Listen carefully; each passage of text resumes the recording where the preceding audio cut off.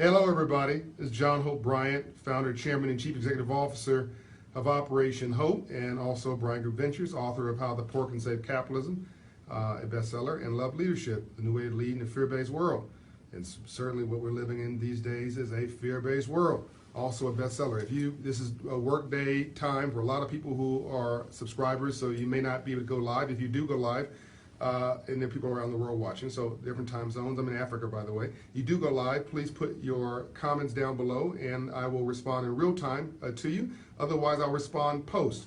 So check this out. I'm in Africa. I'm in South Africa with Ambassador Andrew Young. And Mayor Kasim Reed and others. We're celebrating Ambassador Andrew Young's 20th anniversary of his wedding and his really a living legacy of living for something larger and more important than himself. And there's a phrase that they use here in South Africa, it's Ubuntu. Say that, Ubuntu. Say that to your children, Ubuntu, which essentially means I am me because you are you.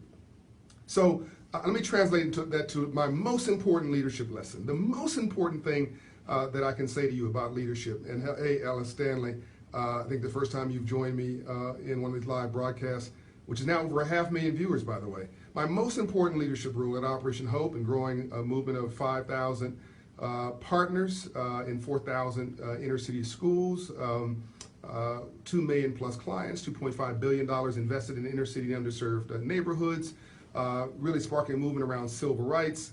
Hey Mary, hey Bridget, hey Trevor, others that are joining in. If you have comments, put them there and I will respond. The most important rule is this. It's a 3-part rule. And I'll repeat this a couple times for those that are joining in late. Hey Tiffany and others joining in. Hey Montego Hawkins, who's just joined. It's a 3-part rule. Tell all your friends. This is the most important rule for leadership in building anything. You ready? Here it goes. Talk without being offensive. This is compliments of Reverend Dr. Cecil Chip Murray, my play father in Los Angeles, California, who pastored First AME Church and really raised me in my spiritual life. Ambassador Andrew Young is my mentor today, as is Quincy Jones and others, and Dr. Dorothy Height. But this man gave me my core foundational beliefs and values. Number 1, talk without being offensive. 2, listen without being defensive. 3, always leave even your adversary with their dignity. I'm going to repeat that, and I want you to write this down. Really, this is like core to any successful life, and I want to tell you why. 1, talk without being offensive. 2, listen without being defensive. 3, always leave even your adversary with their dignity, because if you don't, they'll spend the rest of their life working to make you miserable. It becomes personal. And why does that relate to being here in South Africa? And what does it relate to this phrase, Ubuntu? I am me, which is an African phrase, which means I am me because you are you. Dignity, our work at human dignity, with global dignity, with Crown Prince Haakon of Norway and Professor Pekka Himanen of Finland and the Young Global Leaders at World Economic Forum, the work we're doing in 74 countries. It's all tied to this universal language of human dignity. And why is this so important? I see people all day long who are winning battles and losing wars. They are winning battles and they are losing wars. They're stepping not over mess, they're stepping in it. And they're doing it proudly. Can you believe this? They're doing this with like gusto. That's why I keep saying no decision you make emotionally is going to be a good decision. Fine, have emotions, have passions, but don't make a decision with emotions. Anger's not a strategy. Don't make a decision with anger. So talk without being offensive. What does that mean? That means you can say you screwed up without saying you're a screw up. You can say you blew it without saying you're a bonehead and you have no value. You can disagree without being disagreeable.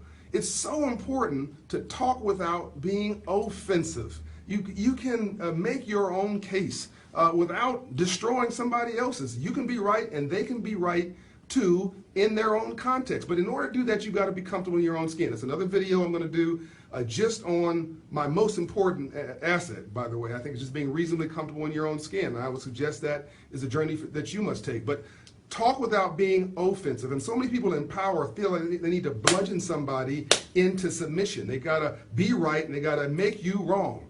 Well, you just won the battle and you've lost the war. That person now is your enemy. And you can stack them up over time. I'll get back to that. So talk without being offensive. 2, listen without being defensive. I mean, think about the conversations you're having with people who they're not conversations, they're monologues, right? People are like, don't bother me with the facts, I've already made up my mind. So you're talking to somebody and they've already decided what the decision is, right? Or worse, they're listening defensively. They are already in your face. They're already, but no, and you haven't even finished the sentence. Oh, let me tell you this, and let me tell you that. No, God gave you 2 ears and 1 mouth, so you listen twice as much as you talk. So just get your head around. Maybe there's something that somebody's going to say that has value in your life. Phone's ringing. I'm going to turn that off. See, tell this is live video, right? So there's something that even if somebody you disagree with, you violently, passionately disagree with what somebody is saying, but there may be a small dose of wisdom in that statement, but you will miss it if you are busy being defensive. Talk without being offensive. Listen without being defensive. And if you don't think the other person can understand and relate to your energy, you don't think they can feel you, because we're not human beings having a spiritual experience. We're spiritual beings having a human experience. Life's all about energy, right? You don't think the person can feel that tension in you, and the fact that you've all bucked up, then you're playing games. But this is the most important thing. Always leave even your adversary with their dignity. So let's assume you're right. Let's assume that you're completely right about something. And let's assume that you've talked without being offensive, you listened without being defensive, you got that right. But at the end of the day, you were right and they were wrong, and you made them pay for it. You reminded them, you pounded them, you publicly disrespected them, you de-dignified them, you made them look bad, you humiliated them in public. Needlessly, by the way, you have now destroyed everything. In fact, you created a mortal enemy in the world. And this is basically Israel and Palestine. I mean, this is a much deeper conversation, but essentially this is a family feud, right? This goes back to Abraham, where he had one child from mainstream and one child from basically the darker side of the house, the Islam and the Arab side of the house, and the Arabs got kicked out of the house, and that family's been upset by being de-dignified by theoretically the other side of the house, right? That's not what happened, but that's how they felt, right? And now you had, I'm going to hit you, you're going to hit me back. But this is and we've been having, I'm going to hit you and hit you back in that part of the world for over 2,500 years. And where has it got us, right? So you don't put, to quote my friend Rod McGrew, you don't put fire on fire to create an inferno. You put water on fire at most and create steam, right? In order to have tension, in order to have an argument, you have to have two people who are engaging in that discussion. As Reverend Murray would always told me, it's not what people call you, it's what you answer to that's important. And never answer out of your name. And to argue with a fool proves there are two. So look, if you know who you are and you're good with yourself, when you got the power, you don't need to use it. Just learn a more gracious way of going about your business and going about your life, and leaving people with some sense of dignity in their life will allow you to come back and have another conversation at another time about something that's really important. But if they get their back up because you offended them, because you've humiliated them, no matter what you say, it will not matter, because now it is personal. And how much good in the world has been lost? How much ability to eradicate poverty or change the world has been lost because we have decided to make somebody our mortal enemy and to humiliate them. So I'm at 8 minutes, 25 seconds. I'm going to look at some of the questions. I'm going to start to wrap this up. I see Rosalie has joined. Sheila has joined. Jimmy Stevens has joined, says so true. Rakita, Joel Black has joined.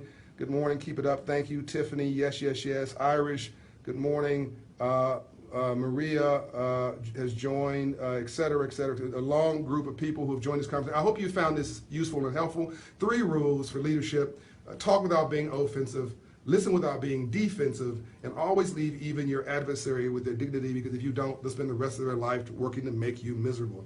This is one of the lessons in my book, Love Leadership, The New Way of Leading the Fear-Based World. It's also how I lead and grow my organizations. And one of the things that Ambassador Young does better than anything, the one thing he taught me, by the way, more than anything, is laugh at everything. Everything's funny. Take life seriously, never take yourself too seriously. Okay, that's enough for today. If you have questions or comments, things you want me to respond to, put them in the comments. I'll respond to them later. Thanks for giving this series over 500,000 views today. We're going to get it to 1 million and then spark a movement around civil rights and empowerment for all. The next movement is going to be not in the streets. It'll be in the suites. It's going to be digital. It will be broadcast. Peace out. I'm going to do one more video for the day. Peace and light. Take care.